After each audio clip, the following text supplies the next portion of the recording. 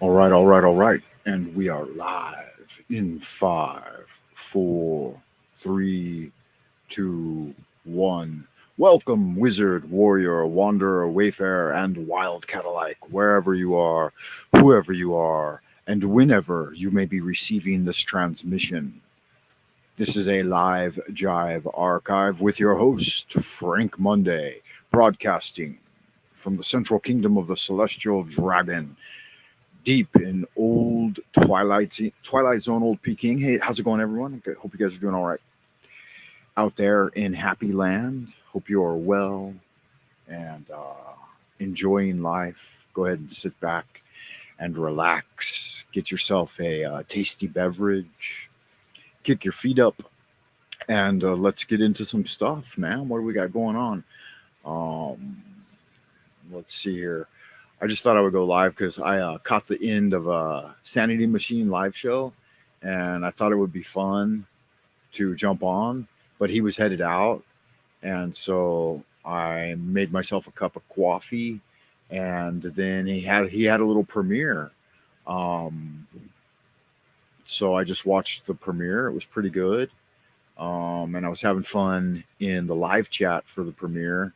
But then it ended, like all things must come to an end, right? So let's see what was going on with that. Maybe we'll check it out.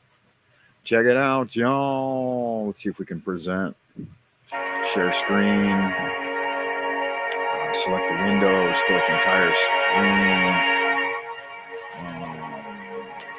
Let's see what's going on here. Add to screen. Yeah, so here it is. And this one was called uh, Jack Talcott got owned by King Stephen. Yeah, so I was over here and I was checking this out and I was chatting with the Sanity Machine, and a couple other people showed up. Marcella was there. Don't Judge Me was there. I think Jane popped in for a little while. I learned a little bit about Don't Judge Me. She's from Florida, and she works as a co-intel agent for Jack. I'd never heard of this Jack guy before. I learned about him on the Sanity Machine.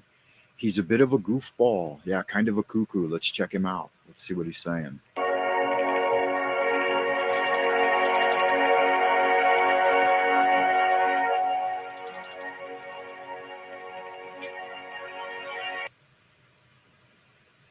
What's Jack got to say? Anything of interest? I don't think so. I think he's a Jesus freak. Jesus is the King of Kings. Jesus is the Savior. Jesus. It doesn't seem to be working. I wonder what's up with that. Okay, there it is. Is it working? Let me check it out. Let me see.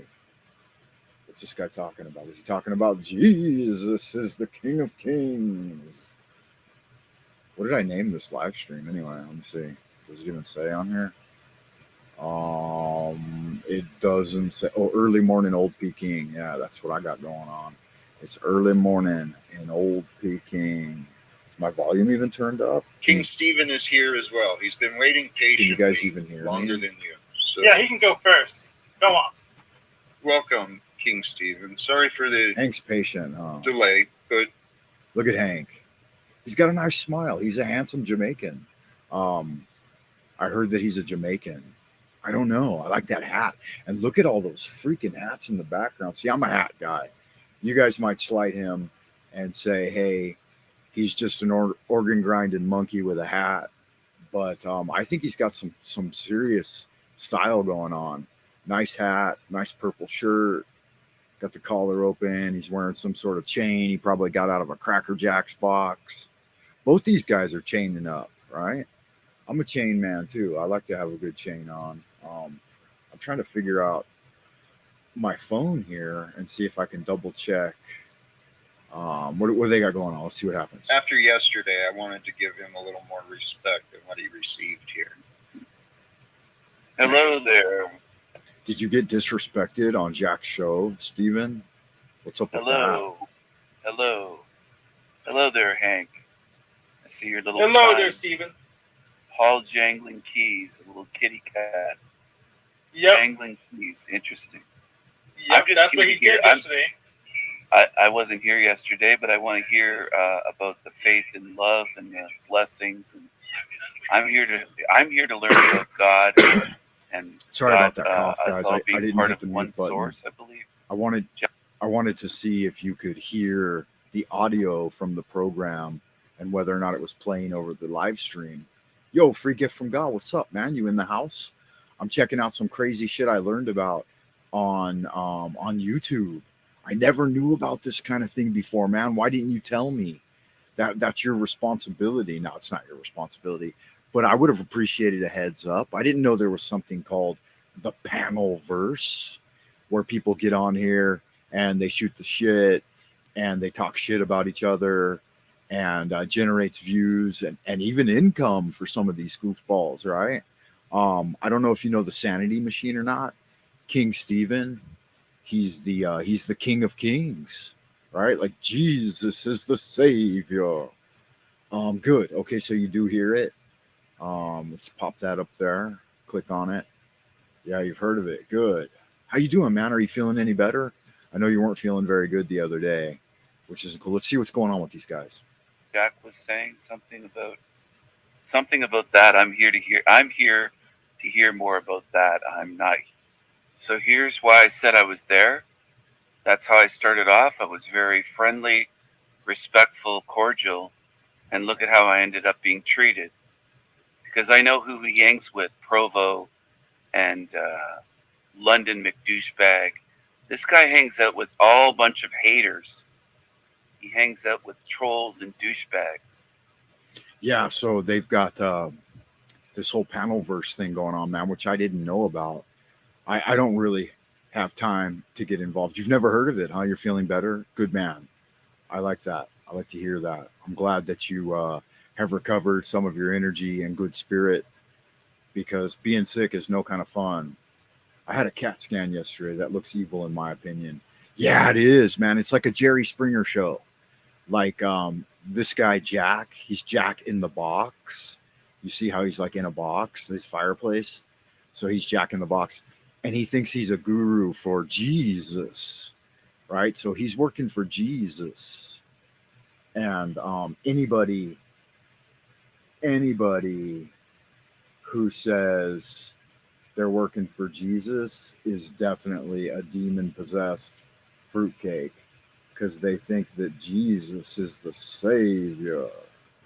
And I don't know, I'm not gonna bash on anyone's religion, but please don't push your politics on me. I'm not down for it. I grew up. I was raised in Lutheran tradition, and I know all about it. I've been there, done that, and moved on. I embrace the Christ consciousness at the Center Dantian, and Jesus definitely has a place for me. Right? Yeah, these people are fucking crazy, man. They are. They're absolutely batshit crazy. This guy takes it to a new fucking level, man. He is bananas, cray cray, which is pretty cool though. I mean, it's kind of funny, right? Um, I don't think Jesus is a real person. Well, even if he was a real person, he's dead now, right? He's been dead for 2,000 years. According to the truthers, maybe only 1,000 or 1,200. Maybe there was a millennial reign. Maybe there was a short season. All of the bullshit things they get into. I like this guy though. I like King Stephen and the Sanity Machine. It's got something of value in it. This guy here, nothing of value. Hank over here, the organ grinder, with his cymbals. He's banging his cymbals together. Somebody's got to change his battery occasionally.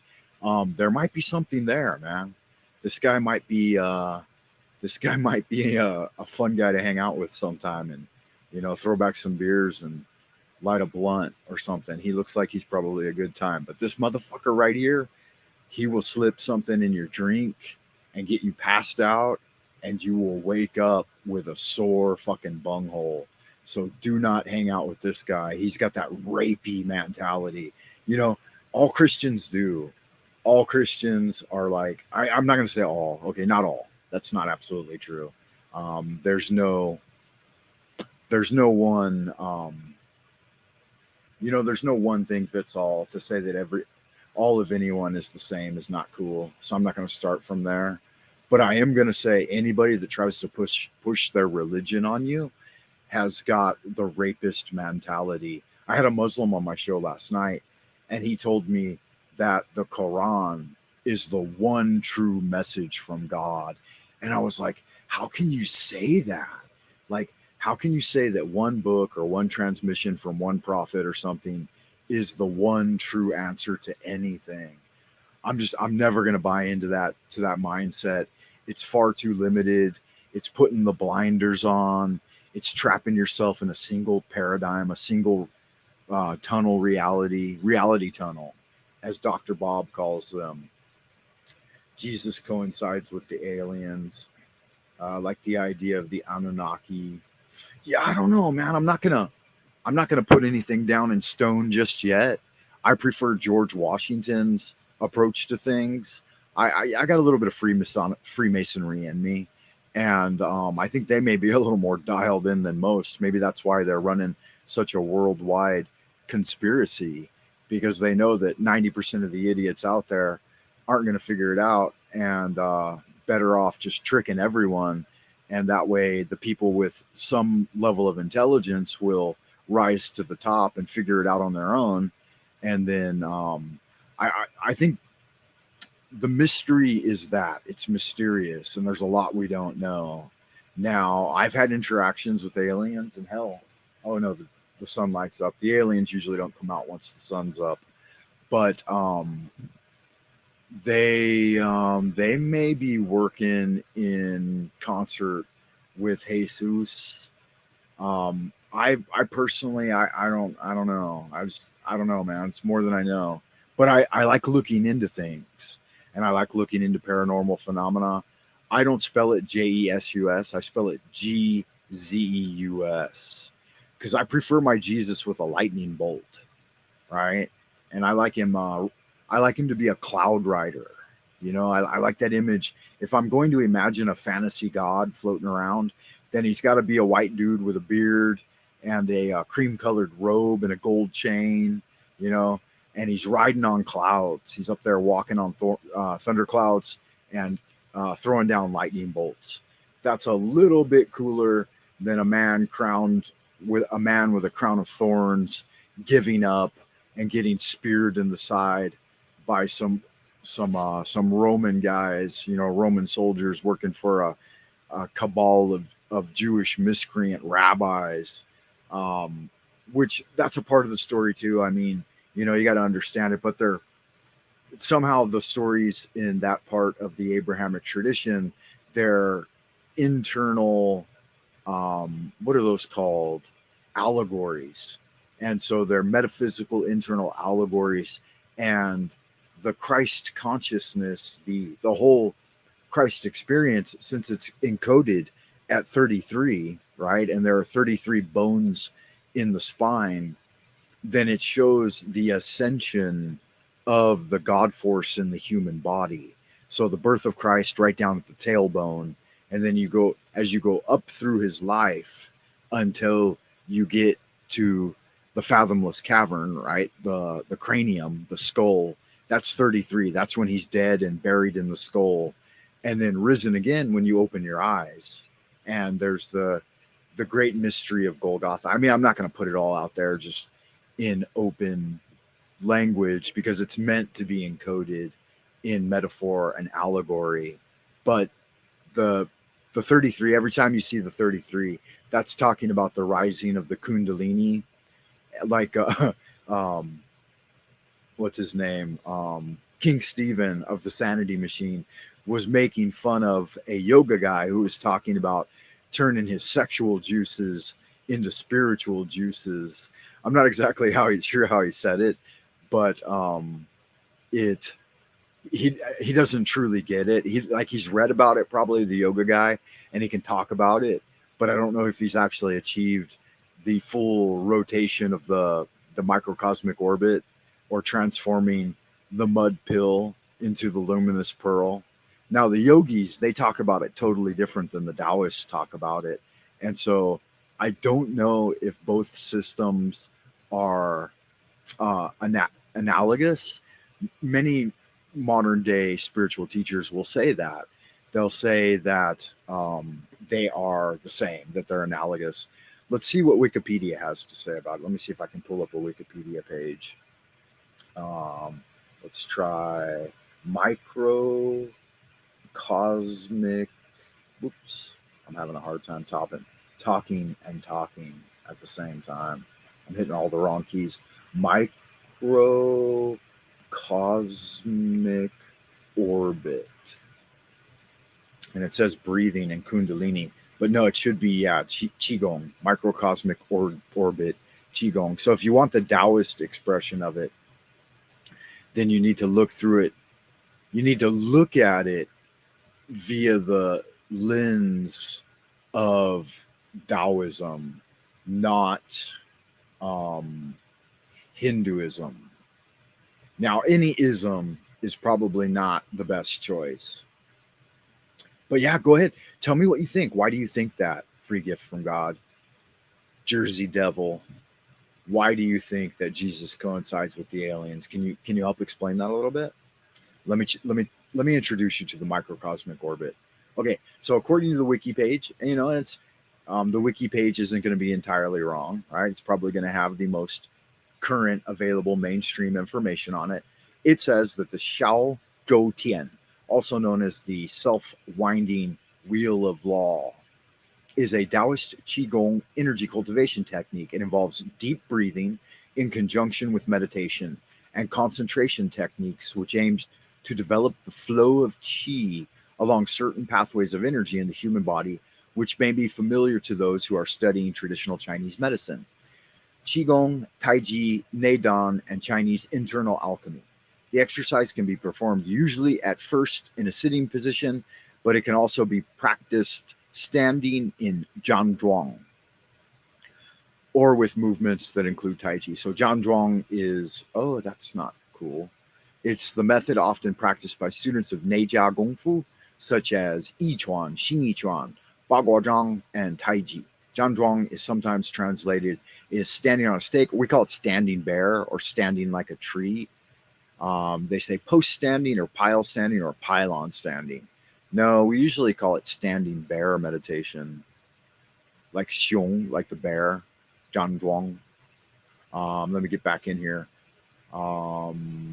Don't know, just hearing this. Okay, so this is the first time you've been introduced to the microcosmic orbit. It's what I'm talking about all the time. Whenever I talk about the three Dantians and the alchemical transformation, this is what it's talking about. It's talking about the Xiao Zhou Tian. Um, the clear understanding of the microcosmic orbit is very important, not only because of its historical context in the story of Chinese alchemy, but because it is the heart of many Taoist forms of exercise performed throughout the world by millions of people today. All right, the history of it. So there it is, basically, right? This is the way it occurs. But that's not, it starts from breath, right? Obviously pulling it down, but you actually start here. You start at the lower dantian and you learn to, so you're drawing in the qi, right? And generating the jing. So you're commingling jing with qi at the lower dantian so that you agitate and stimulate the jing, right? And then you push it past hui yi, wei gu point, up the tailbone. And at the base of the tailbone, there is an adrenal pump.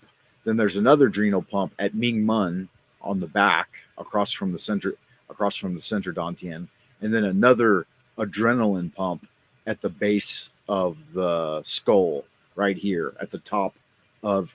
It's where your spine meets your. Sorry about that. I'll click back. It's where your spine meets your cranium. So that's the way it goes. John Zhuang, yeah, John Zhan, Zhan, Zhuang, John Zhuang. Let's get back to that wiki page. Show it to you again. Yeah, John Zhuang. Zhang means to stand, and Zhuang means like the training, the transformation, the turning of the energy. Um, so it says its history can be found in the I Ching legend, according to Emperor Fuxi, who created the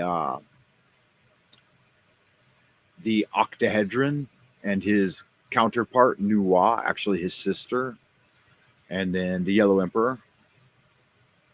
So these are all people you can learn about. It says that the flow of energy from one of the psychic energy channels to another during meditation. The commentary on the image for hexagram 5 reveals the entire process of meditation. The clouds rise up to heaven, symbolize the meditator's energy rising up as it evaporates into the head, where it is distilled into a saliva like nectar. The superior man eats and drinks it, which returns to the abdomen. It furthers one to cross the great water, alludes to crossing the great water of the abdomen and the mouth. And so this is the basic set of instructions for the microcosmic orbit.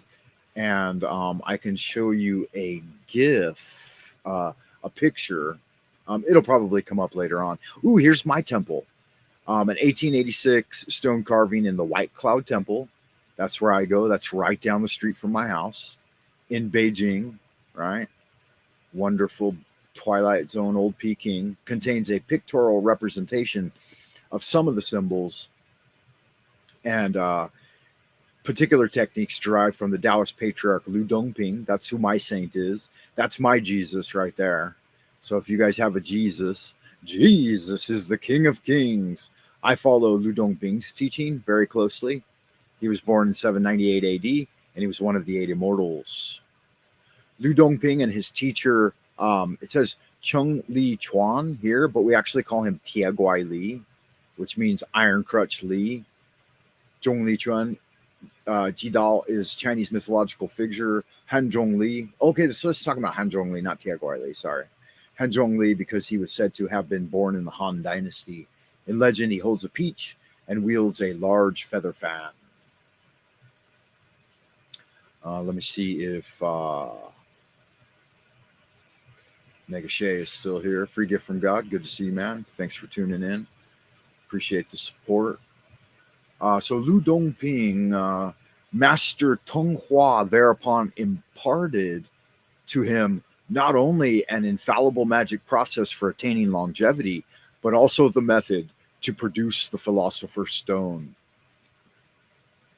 So yeah, you can read all about it right here. It gives a very good intellectual overview of how it works, but it does not give you the instructions on how to practice. You could go down to this. These guys have basic instructions, right? You could study this. You could just study this pictograph, and it can help you develop your own techniques. But most of internal alchemy is a journey that you need to figure out on your own. You should learn the basics of the microcosmic orbit, but you should practice on your own. So let's see what kind of instructions they give. We might be able to read through this a little bit, because it looks like it's got fairly accurate information. You can learn about the Dantians. I talk about these all the time. The concept of an elixir field or sea of chi.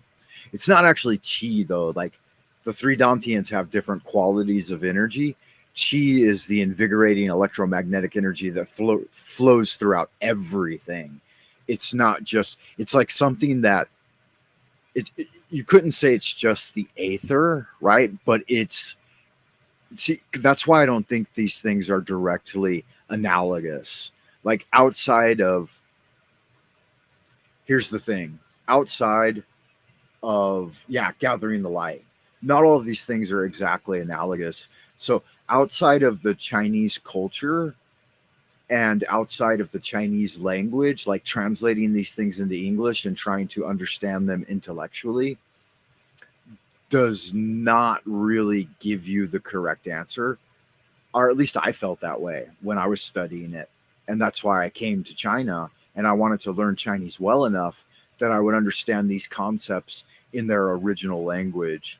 And you'll get a deeper understanding if you do at least familiarize yourselves with the Chinese terminology, so that you're not saying like, so that you're able to talk about these things with their Chinese names. I think that it's helpful and it gives you a deeper understanding of what they are. So chi is chi, right? It's not Aether, but it's something like that, and it functions on that level. But it's like what electrifies the Aether, what makes the Aether a medium for the energy in the world, right? It's not electricity, right? It's not just the life breath, but it is apparent in these things. So it's not spirit either, right? People would translate it as spirit. That's incorrect also. All of these things have their own unique terms in Chinese. And qi is not just one thing. There's yuan qi, wei qi, li qi, jing qi. There's all different kinds of qi, and there's different qualities of it. So, but again, that's all a distraction from doing the work. You don't need to intellectually understand these things in order to do the work. And if you're taking a breath right now and you're mindful of that breath, then you're doing Qigong. That's all Qigong means. Qigong means breath work. So if you're breathing mindfully, right, like if you're thinking about the air going in and out and the function of the body, then you're doing Qigong. But if you want to do the microcosmic orbit, then you have to learn to use the E, which is the intention of the mind, the wizard's will, right? The magical will, to guide the chi. And if you can use the E to guide the chi to commingle with the Jing, then you can get the Jing to transform, rise up the spine, and become Shen, or feed into the Shen, so that your Jing, Qi, and Shen all commingle. And this is what produces the nectar, the spirit wine that I was talking about before, the Shenju, and that's the Philosopher's Stone. After imbibing the spirit wine for 9 years, you will have coagulated the Philosopher's Stone, according to traditional teaching. But like Master Ni said in one of his teachings, and all Taoists have said this, you can achieve it in 30 seconds, or maybe it'll take you 30 years, or maybe it will take you 30 lifetimes. But once you achieve it, you've got it. And once you've got it, that's good. So you've got to kind of grok it. And however long that journey takes, that's up to you. It's up to how much work you're willing to put in, and how much work you've put in your previous incarnations. So there's something there, to be sure. Now, let's have a real quick look at it. Let's see here. Give me just a second. I got to sneeze.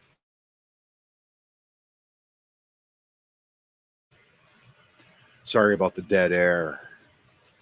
Let me do a little channel update because we're already 30 minutes into this transmission. Welcome, wizard, warrior, wanderer, wayfarer, and wild Cadillac, wherever you are, whoever you are, and whenever you may be receiving this transmission. This is a live jive archive, a part of the 100-day challenge, Way of the Scholar Warrior. Today we're discussing the microcosmic orbit and Taoist internal alchemy. Welcome back, Wayfarer. Please take a moment to check me out on www.buymeacoffee.com/Frank Monday. If you've ever felt like you've benefited in any way from the transmission, you might go over there and put a little something in the tip jar. That's lovely. That's a lovely way to put a little lead in my pencil and give me some stimulation to think that it's worthwhile to do so much work online, right? Which it is. I mean, the teaching is not about, I don't teach or engage in these types of things to try to beg for shekels, as King Stephen over at the Sanity Machine would say. Do you believe in alternate timelines and incorporating magic into this idea? Interesting question. Now, I had a discussion about this. You might want to go over and watch the Sanity Machine. Watch one of one of his videos on. This is the name of the guy's channel, Stephen. He's done some pretty good work, but he's done an entire series called Esoterica series, and one of his Esoterica videos is called the Mandela Effect. And here's an interesting series of synchronicities. Um, Jersey Devil. I was in Dreamland, and now I know you've been listening to my understanding of the Silver Key for a while now, Frater Francis. So you're probably going to be able to keep up with my metaphorical language a little bit, my esoteric banter. So in Lovecraft's The Silver Key, Randolph Carter has the Silver Key, and that gives a really um, literary breakdown of how Dreamland works and going through the gates of Dreamland. So when I go into Dreamland, I go in a lot of times with lucidity. Like I wake up in dreams with great lucidity. And I don't suffer from dreaming paralysis anymore. And I don't get attacked by demons because I'm a magician in Dreamland. So when you're a young aspirant and you're going into Dreamland, there may be many spiritual forces that will play games with you, right? And they're just playing games. They're not malicious. Like a lot of people think the gray aliens are evil, or some of the demons that you meet in Dreamland are evil. There is no good or bad out there, really, in the spirit realm. It just appears that way to the human mind. So if a demon tries to consume your soul, that's not him being evil. It's just that's his nature. It's living true to his virtue, right? So you have to, it's your responsibility as a wayfarer in Dreamland or in the astral realm, which they're different. They are very different. The astral realm is, and I'm not going to get into what things like are, like is or is not, because then that becomes dogma. And it's all about spiritual exploration at the individual level. So I'm not gonna push my politics on you. But you did ask a question, so let me get your question up here on the board and see if I can find it again. Gathering the light. Okay. So number one, Frater Francis says, is esoteric internal alchemy, as the Taoists do, would this be considered gathering the light? Um, it would produce light, and there is light to find. But I don't know. I'm not exactly sure what gathering the light means, but maybe somehow, I don't know. That's a different understanding of it than I'm familiar with. Internal alchemy, yeah, it's lighting up the back. Okay, so when you start doing meditation, and I don't want to talk too much about it because it's your own individual spiritual journey that will awaken these things to you.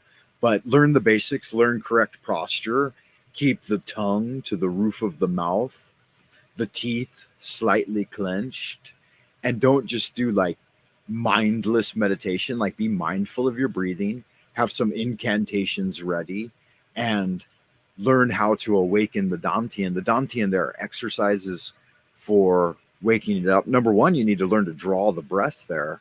Most people are chest breathers, they're mouth breathers. So you need to learn to oscillate the energies through the nostrils and pull that chi, not just air, but pull the chi all the way down to the lower Dantian. That's step one. Try doing that for a couple of weeks, right? And then you can move on to the next step. Now you'll start to get some energy in the Dantian, which will make you a little more sexually active, give you a better erection, that kind of thing. And that's all important. That's part of it. But then you need to start moving that energy immediately and moving it through the microcosmic orbit. So I hope that helps get you on the way to doing your meditation daily. But let's see. Okay, so his next question from Frater Francis. And keep in mind, Francis, um, Jersey Devil, each one of these takes time to contemplate, synthesize, and try to give some kind of understanding to. And obviously, I don't have the answer to everything. I'm not any kind of internet guru like Jack Talcott. If you want an internet guru, then um, go check out one of King Stephen's favorite people, this guy. He's an internet guru. He will lead you straight to Jesus. And Jesus is the King of Kings. Jesus is the Savior. Jesus has all the answers. So if you want all the answers, there's where you can find them. I'm just a neophyte like you. I'm a lifelong neophyte learning the way. But it says, do you believe in alternate timelines and incorporating magic to this idea? So I want to try to handle this one with, because it's a very synchronistic question, meaning I just had an experience with this that I thought was pretty profound. And I wanted to talk to you about it from the realm of dreamland. I had gone into dreamland and I was having powerful dreams already several nights in a row. And I was getting mired in it, because you have to get your consciousness past the guardian at the threshold, because there's a daemon at the threshold. And from the psychological perspective, it's known as the critical factor, the um, conscious attention of the mind that will distract you, that won't let you go to sleep if you keep thinking. So you need to slip past that and have your consciousness still working with your subconscious as you actually go to sleep. Then you'll find yourself in the fathomless cavern, right? You've gotten past the guardian at the gate and you're in the fathomless cavern. Now, I'm not going to tell you too much about that because everybody's experience is based on their own spiritual journey. But once you're in there, yeah, you'll experience things like starlight and various things, but you'll work your way into a maze, a labyrinth that I call the labyrinth of echoes or the maze of mirrors that leads up from, now up, down, over, whatever. It doesn't matter. You can go left, you can go right, you can go up, you can go down. Spatial directions cease to matter once you're working with internal alchemy, but you'll go from the fathomless cavern and have fun there, enjoy yourself. But if you stay in the fathomless cavern, then you won't bring back any real memory from dreamland. You won't bring back the golden coins, as it were, the cookies, the chocolate chip cookies that you're looking for. So once you get through the labyrinth of mirrors, then I won't tell you the next step, but I'll tell you that oftentimes I meet with luminous beings past that, and there are different places you can go from there. You can have experiences in the timeless homeland. You can get out on the plane of Lang, right? You can go up Jacob's ladder and into paradise. You can go to the invisible college at the top of the mountain. You can go, there are lots of different places you can go. But one of the places I like to go is like, I don't know, people call it the Akashic Records or the Halls of Amente or the Library of Alexandria. But I was there and I was talking to three luminous beings, three angelic beings, angels, right? Because they look like liquid beings, but they're electrified, and so they're like realer than real, but they're actual beings. And then some might speculate that it's a part of your consciousness or whatever, but that's not the way they appear to me. And they usually appear in like sacred numbers, so there'll be like 3 of them or 7 of them or other formations of these. I like to think of them as angels, right? Archangels. But um, I was I met with 3 of them just the other day, and they were telling me about coming Mandela effects, and each one revealed a different Mandela effect to me. Now, King Stephen over at the Sanity Channel, he did a good video on it, and he's of the belief that these multiple timelines, alternate timelines, are interacting all together and that you might perceive them differently from different perspectives. Now, Lovecraft was hinting at this too. And so here's the thing. I had the dream from Dreamland with meeting with the luminous beings, and they told me the Mandela effects. And I was like, oh God, this is good stuff. I'm going to bail. I'm going to bring this out into the waking world, because I know when I'm in dreamland and I want to wake up and bring back the information with me. But that type of teaching is so ephemeral that it starts to evaporate from your mind really quickly. And So upon waking, you have to have a clear system of memory techniques in order to be able to bring that information back from back from past the veil, right? From beyond the veil. And so I was like, okay, I had three, and by the time my journey brought me back to my waking body, right? Because I was coming back, I was headed back. I was like, okay, fuck, I got the information. I'm getting out of here because I know how hard it is to hold on to it. And even though I've been working for like 30 years in Dreamland now, since I was in my 20s, actually with power, with the power of an initiate, I know that it's really hard to bring this stuff back, especially when it has to do with like the future or alternate timelines or things that will affect the prime material plane, like in a big way. Like if you reveal these things, it's you gotta dare to know and to be silent. So if you reveal these things openly, there are spiritual forces that will prevent you from doing it, because this is not, you don't cast your pearls before the swine, as it were, right? Anyway, I woke up and I did my meditation practice and I did a little bit of kung fu and qigong, and then I jumped on the internet, right, on the YouTubes, and YouTube recommended a video for me from the Sanity Machine. And I'm like, what the fuck is this? And it was that video, Esoterica, the Mandela Effect. And so I listened to it and I'm like, what the fuck? Total fucking synchronicity. How is the AI over at YouTube not only like detecting because my phone wasn't on. I turned my phone off at night and let it charge, and so I have to do all my kung fu and magic practice when I wake up in the morning, before I even turn my phone on. So then I turn on my phone and it guides me to this channel, the Sanity Machine, and there's a video on the esoteric series called the Mandela Effect. Here it is right here. And so I get into that and I'm like, well, this is a fucking wild ass synchronicity, right? And I couldn't remember what the angels told me.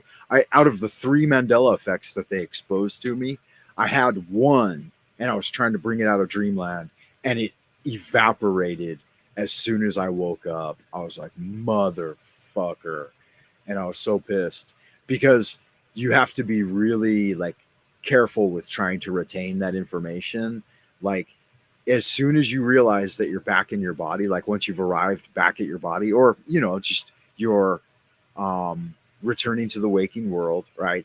You can't move your head at all. If you disturb,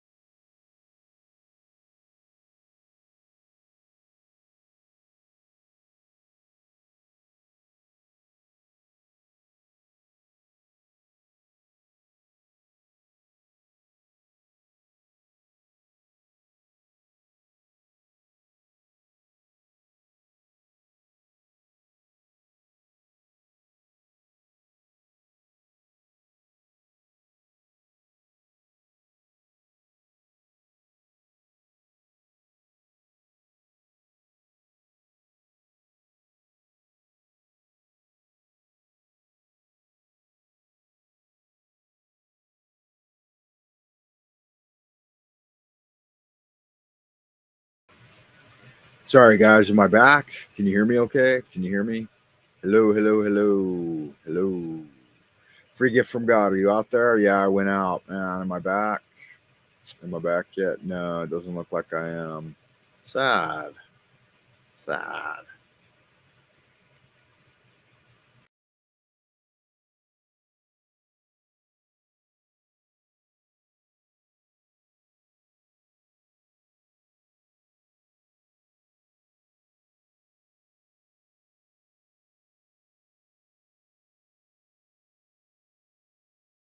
Hello, can you hear me? Hello, are we back?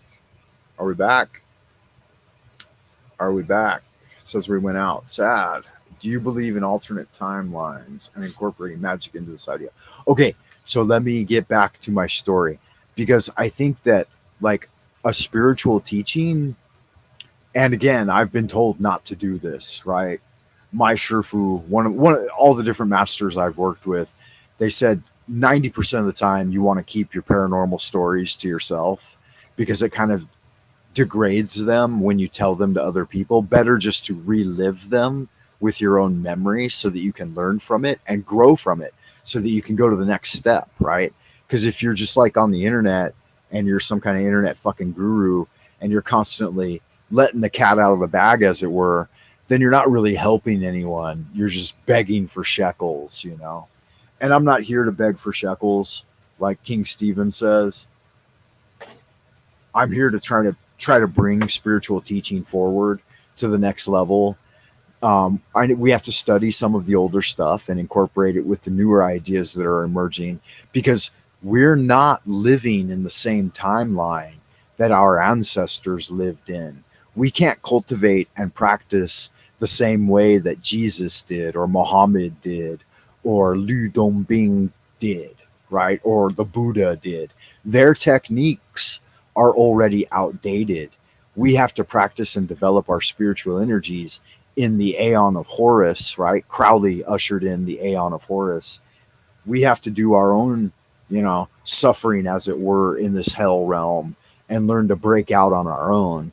We can use some of their techniques, but we need to bring it forward for the next generation. So we have to add value. And if we can't add value, right? Like if we're always just detracting from the value of the great teaching, the arcana, right? The major arcana, the mystery tradition, or just bashing it or something and not valuing the hard work that our ancestors did, then we're really doing a disservice to the teaching. And I don't want to be guilty of that. So you guys keep me on my toes. You can call me out if I fucking start begging for shekels or acting like a guru.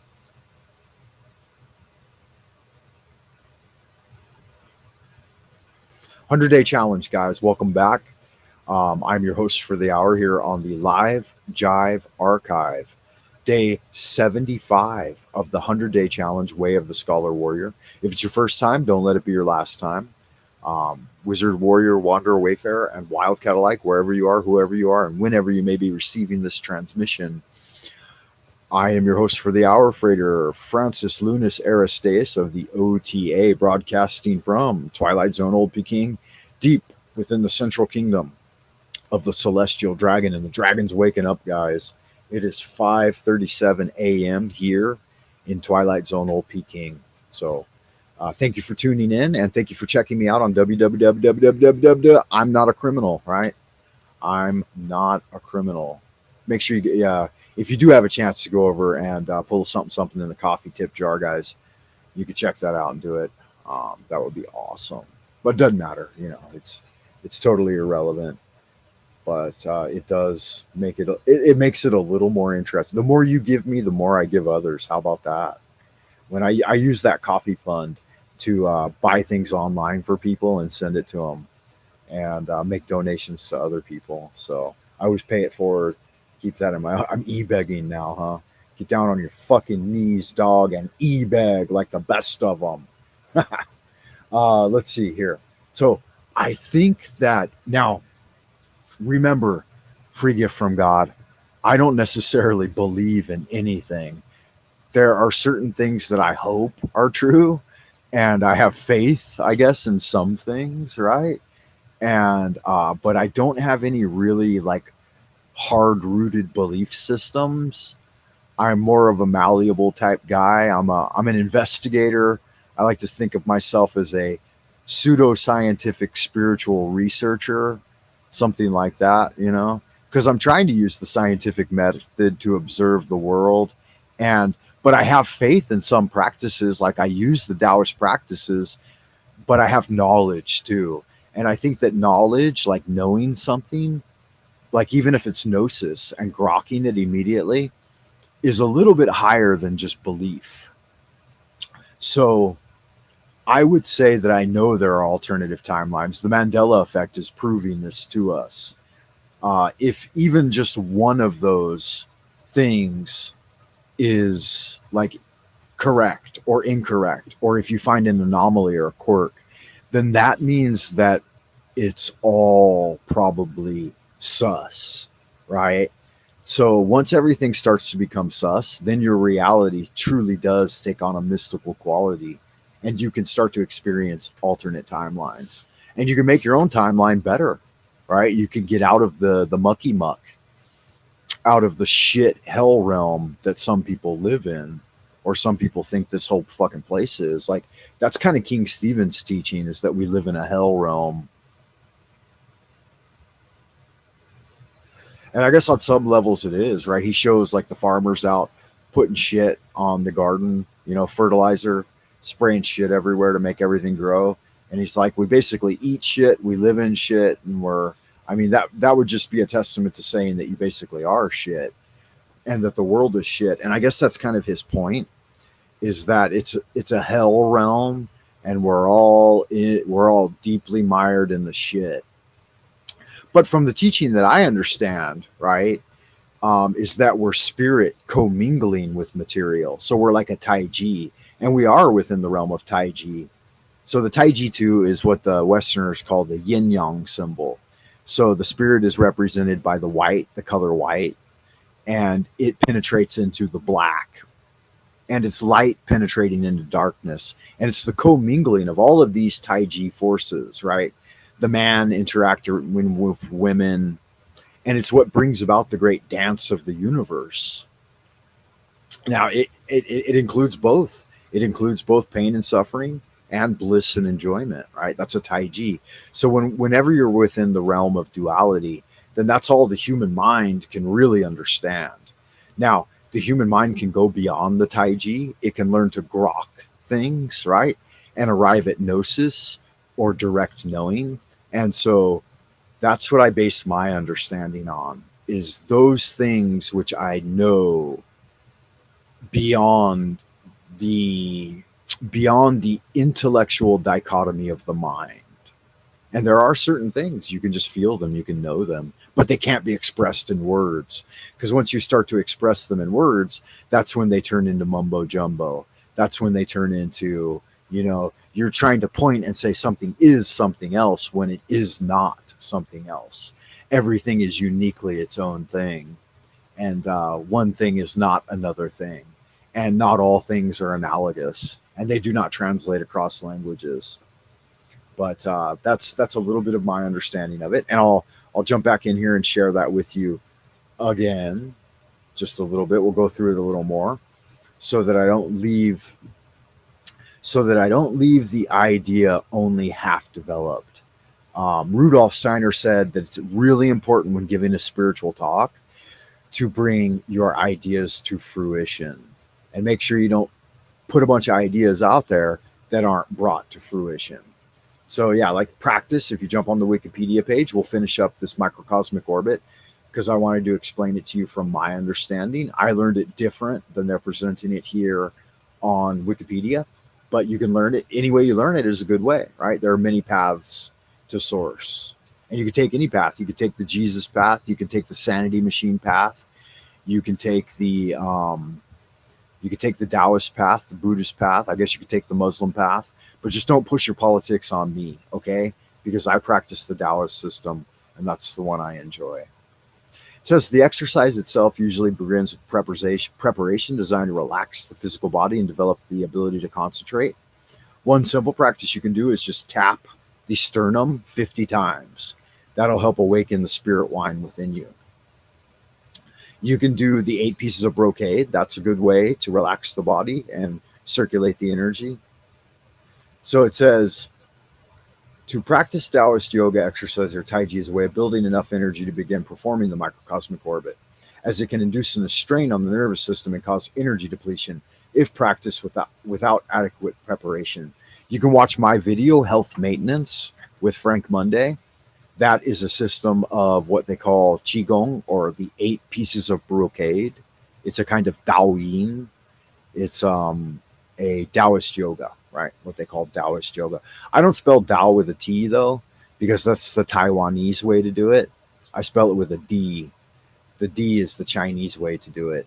And it becomes confusing if you use the T when it should be a D. Like, then why not use the T here? Because this should be a D too, and the Taiwan would spell it with a T. The Dantian, right? It should be spelled with a D. Taoist, Dantian, right? Why the aberration? You need a standardized system of spelling. So use the Chinese mainland way, guys. It's the way to go. To begin with, the student is encouraged to develop deep abdominal breathing, right? Breathing into the lower dantian, not the primary dantian, the lower dantian. That's the lower abdomen or the golden stove. I call it the cauldron. You could call it the stove, I guess, if you want, but we usually call it the cauldron. A preparatory exercise known by some as the lesser heavenly circulation involves moving the energy between two areas known as the seat of fire near the heart or solar plexus, where a psychic center symbolized by the trigram Li from the I Ching is located, and the seat of water in the area of the kidneys, where the psychic center symbolized by the trigram Kan is locating. So this is oscillating the Kan and Li, right? And you can learn a lot about this from Mamtak Chia's books if you're really interested in learning, but you don't have to because this is more intellectual dichotomy, right? You don't have to set these things up in your astral temple this way. You can set them up in other ways. But if you do want to learn the Taoist system, then you might like to set them up in this way. Okay. Ooh, I'm not sharing it. Jesus Christ. I thought I was sharing the I gotta keep my eyes open. Sorry about that, guys. I thought I was sharing my screen, but I wasn't. Okay. So I'll kind of go back to the top. So you do this first, right? You do your health maintenance with Frank Monday. Check out that video. It's 20 minutes long.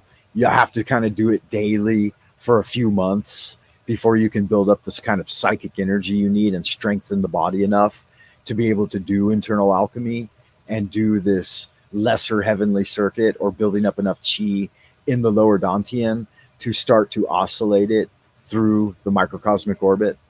So once we get past the Kan and Li, right? Once you're able to generate enough energy in the lower dantian to bring it along the circuit, right? So down from the dantian, below the navel, and then into the base of the spine at the coccyx. That's the first gate. There are 3 gates on the spine. The first one is at the tailbone. Normally, essence or jing can flow either way through the 8 extra meridians or energy pathways. But in the microcosmic orbit meditation, jing is encouraged to flow upwards along the governing vessel during inhalation and then downwards along the conception vessel, returning to the dantian upon exhalation. Now, this is not accurate information. It actually takes a lot more work than that. So let me show you the microcosmic orbit GIF here. What you're basically going to be doing is you're pulling in energy, you're breathing down the chi, and it goes down, and you're breathing here from the dantian, the lower dantian. And once you get enough energy here that it will stimulate heat and sensation, then you want to push this heat and sensation, the E, the intention, down to the coccyx. And you got to put that heat and sensation and electromagnetic energy there until you can break through this gate, till you can break through that point. So you start to breathe here. And I'm not going to tell you what happens because this is just stage 1 and you have to do the work before you learn the whole thing. So you want to do that first. You want to, step 1, start doing some basic Taoist yoga that will help up your level of Qigong, right? So that you have enough energy in your lower dantian to be able to achieve this, right? Start here from your Taoist yoga. You can find a video I've got called Health Maintenance with Frank Monday. Let me check it out. Let me see if I can search it here. Health Main. How do you spell maintenance? Maintenance with Frank Monday.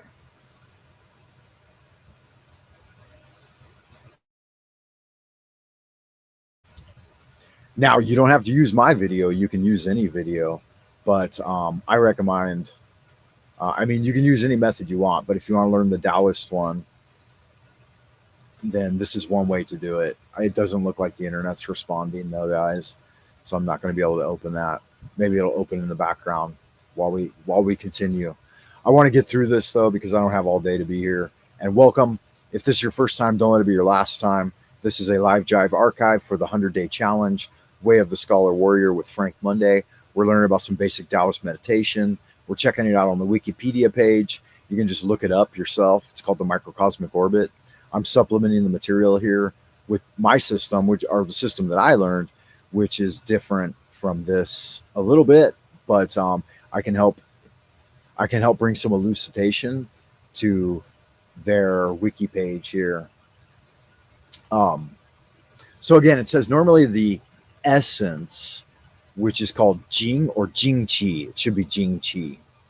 Jing is the Chinese word for essence, specifically the kidney essence, along with the Qi and Shen, and is considered one of the one of the three treasures of Chinese internal alchemy.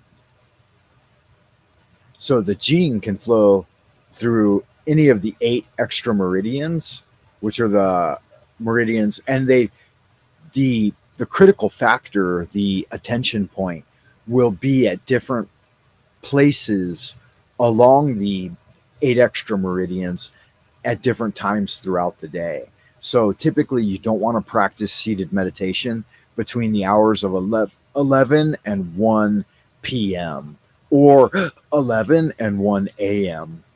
because that's when those really powerful energies of the sun and the moon, or the sun can be directly above you at noon and directly I'm not going to say below because that would imply that you're a globe header, but whatever. It will be at its nadir, or the black sun will be directly above you, right, at midnight. So it's not good to do it at that time because it can cause psychosis and other things.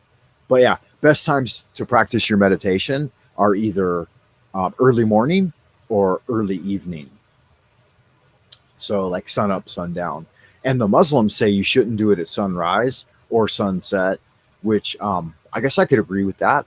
You know, sunrise and sunset, you should be, somewhere where you might be able to see those and enjoy them.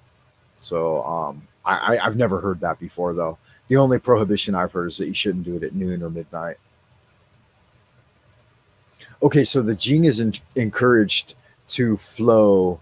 So what you're doing essentially is you're pulling your Qi down, commingling it with your Jing, and then encouraging your Jing Qi, a combination of Jing and Qi, to flow up the governing meridian, up the spine, into the celestial palace, the celestial Dantian, transforming it into an alchemical elixir, which is a combination of Jing, Qi, and Shen, the three treasures commingling, right? The heavy force pushing down into the body and the light force rising up out of the ground. So one coming down into you from heaven and one coming up, creating you from earth. And they've commingled here and then drinking them down into the body. And you actually store them here, right? At the Christ consciousness. This is the seat of the Shenju. It actually drips and stores right here behind the chest cavity into the thymus gland. Thymus gland, is that what it's called? But you can't, again, there's not a direct corresponding, it's not directly analogous. It's not exactly that gland. It's not exactly the kidneys, right? Like they say the Jing is the energy of the kidneys. It's not. It's the energy of the Shen, right? So unless you learn some basic Chinese, then you can't really understand these things in English. You can get an intellectual overview of them, but you're not really going to have a true understanding. But that's okay. You don't have to have it. You can practice it anyway. Okay, so this means that the energy flows from the Dantian downwards to the base of the spine, then back up along the body to the crown of the head, then over the. No, it's not what's happening. It's not going over the crown of the crowd. Something's happening in the brain, and then it's dripping back down through a pore in the roof of the mouth, and then you drink it down. It says becoming depleted as they normally flow downward. The brilliancy of marrow are lost during ejaculation or menstruation. in the Jinga's essence is responsible for. I don't know why they're mentioning this right now. This isn't involved in practice. But anyway, see here. See how the tip of the tongue is touching the palate? That's not exactly the way you do it. You should your tongue should be lying natural and flat, not pushed up like this. And you don't want to be reaching your tongue back either. These are Hindu practices, they're not Taoist. The Taoists keep the tongue in a natural, relaxed position, but then you, like, not this part of the tongue, like that's the tip of the tongue, right? That should be touching here behind the teeth. And then the arch of the tongue is what should be pushing up against the palate. Yeah, so Wikipedia is misinformed, but that's okay. It's getting there. It's getting pretty close. Like it's Chabudor. And I think there's probably a good reason why the information on Wikipedia is just kind of wrong. Maybe Wei-Lu.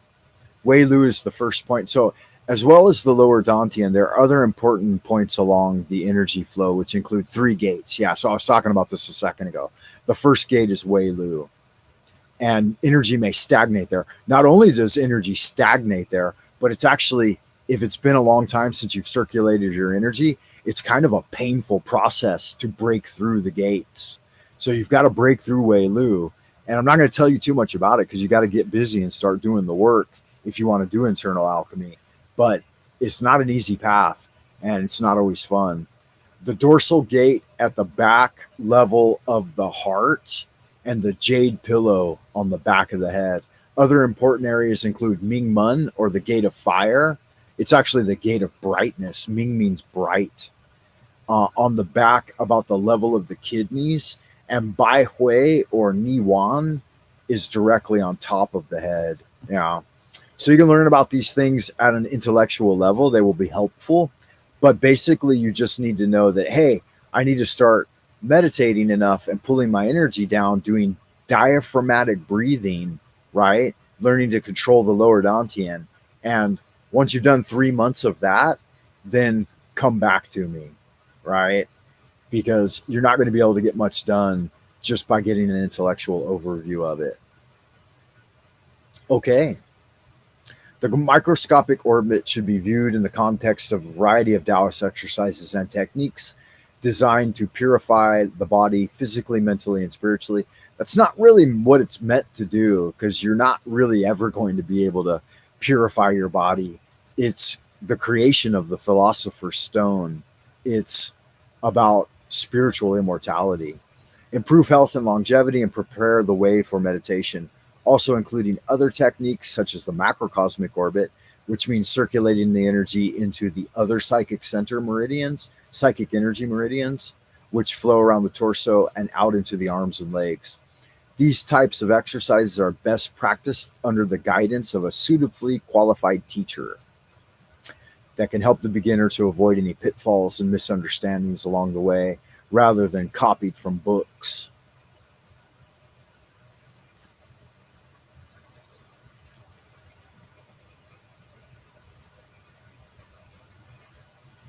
Yeah. So Lu Kuang Yu says that it's harmful to pinpoint places in the body, and the very idea should be relinquished since it hinders the course of inner fire and vitality. Yeah, he's right about that, and it can fuck you up. Like it says here, this is something you don't want to take lightly. Like it can not only if you have it, you don't even have to necessarily have a history of mental illness. It can create it.